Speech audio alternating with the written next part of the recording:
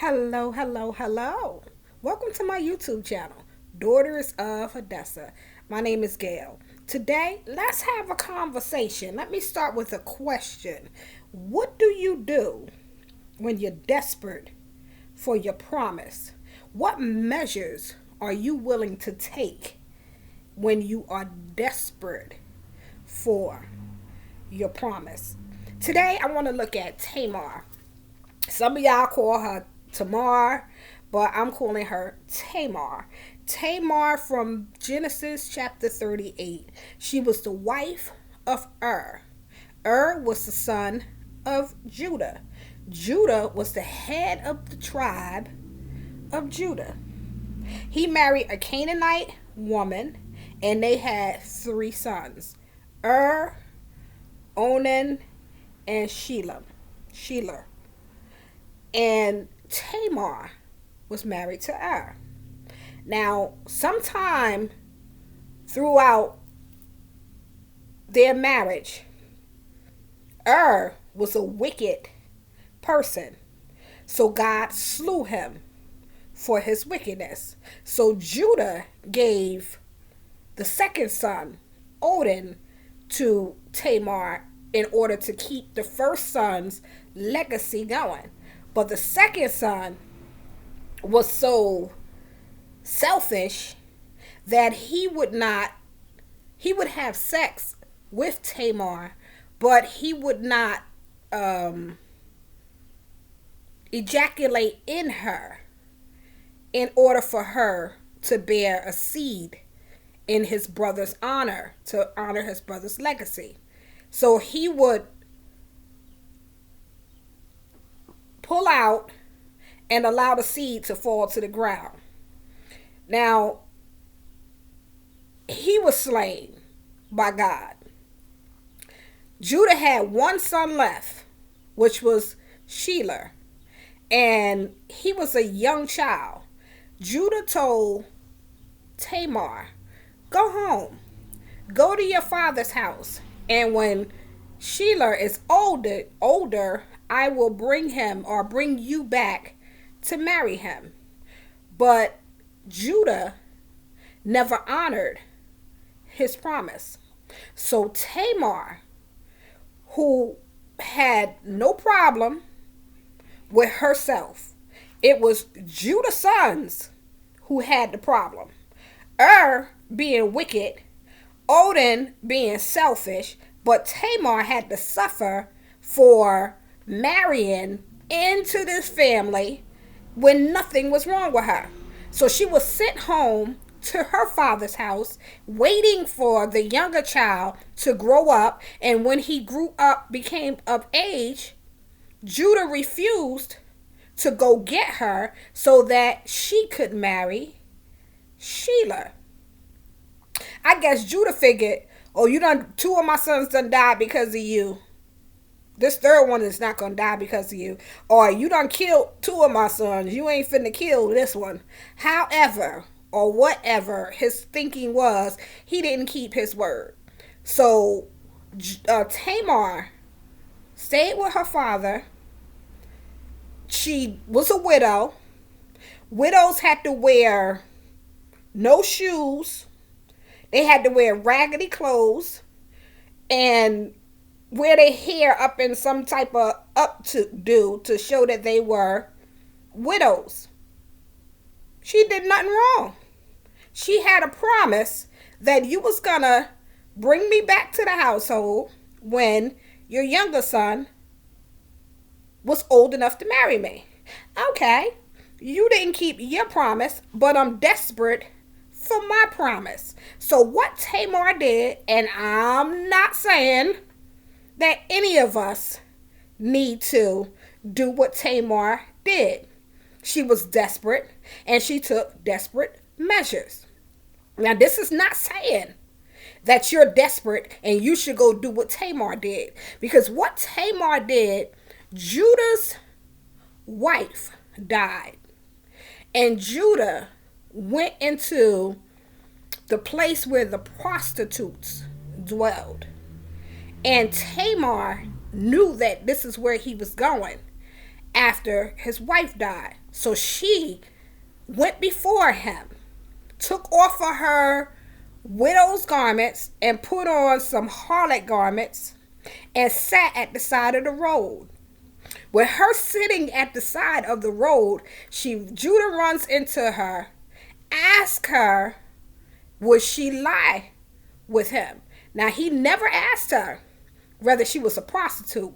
So he can't say, well, she told me that she was a prostitute, because he never inquired about her being a prostitute. He assumed. So in order for Tamar to get her promise, she dressed up, she went by the side of the road, she got his attention, she laid with him. But when he couldn't pay her, when she was going to pay her with a goat, a freaking goat. But anywho, he was going to pay her with a goat and have it sent to her. So she says, she was smart. What are you going to give me to hold on to until this goat comes? So she told him she wanted his signature. It's like a stamp, his cord, and his staff. And she took those things until he sent the baby goat up to her. But when the servant went back to pay her with the baby goat, Tamar went back home to her father's house, took off the harlot garments, put on her widow's garment, and 3 months later, she was showing as pregnant. Now, with her showing as pregnant, here comes the people of the day. Oh, Tamar pregnant. She must have been prostitute. She don't have no husband. She deserves to be stoned. All of these things that they was want to do to Tamar were going to do to Tamar because she had done offended and did all of this wrong. When in actuality, Tamar had done no wrong throughout this whole story. It wasn't her fault that she was chosen to marry into this family. It wasn't her fault that her first husband, was wicked. It wasn't her fault that the second husband, the second son, decided not to allow her to have children. It wasn't her fault that Judah lied to her and sent her home with the promise of marrying the baby son that he did not keep. It wasn't her fault. But desperate to get her promise, Tamar dressed up, went to the side of the road, dressed like a prostitute, was in the position where prostitutes were in order to get her promise. Judah impregnated her, and now the people of the day wanted to stone, kill, set her on fire because of her sins. But Tamar was smart because that signet stamp that she had, the cord, and the staff, when it was time for her to get stoned, she pulled, baby, let me show you. This is what I have. This is the father of my child. Pulled those things out, and all Judah could say was, she's more righteous than I am because she did what she had to do to get the promise. When I didn't keep my promise, she kept hers. Now, why did I tell this story? And why did I say all of this? Because a lot of us, we do what we need to do to get the promise. Man tells us that if you do this, I'm going to do this. If you do this, I'll open the door for you to do this. If you do this, I'll make the way for you to do this. And even with the promises of God, God can call you to do something. God can anoint you to do something. God can appoint you to do something. But man will make you jump over hurdles, flip through hoops, and things of that nature in order for you to do what God has called you to do and still not keep the promise for you to do it. So desperate things that we take, different measures, desperate to fulfill the promise. And you're probably saying, oh, if God called you to do such and such and such, you don't have to do all of that because God is going to open the door. How true? Who's to say that God did not open the door for Tamar to know where her father-in-law was going to be? Because remember, Tamar was at her father's house. So how did she know that Judah was going to leave his house at what time to go and find him a harlot to take care of him? So how did Tamar know that she was going to get pregnant? And she didn't have one baby, she had two. God blessed her with twins. The promise. So sometimes you have to take the measures and take the promise out of other people's hands and do what it is that you have to do, what you're called to do.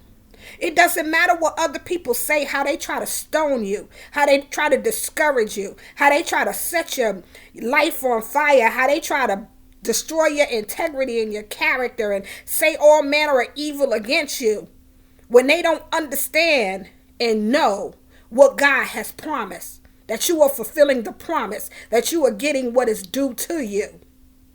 We can't always go through man to get the promise. We must trust God and stand on what he promised us and do what he has gifted and called us to do. And stop making the excuse of who won't let me. Now, like I said earlier, it was not right for Tamar to act like a harlot, but in desperate times, she got her promise.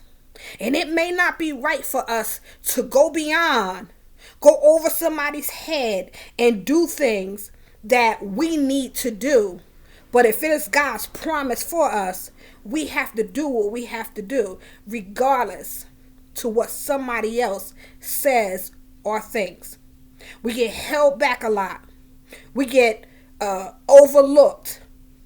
We get discarded, sent somewhere else, told to go do this, go work in that ministry, go work in this ministry. But the day when we meet God, he's going to say, what did I tell you to do? Not what somebody else thought you should have been doing.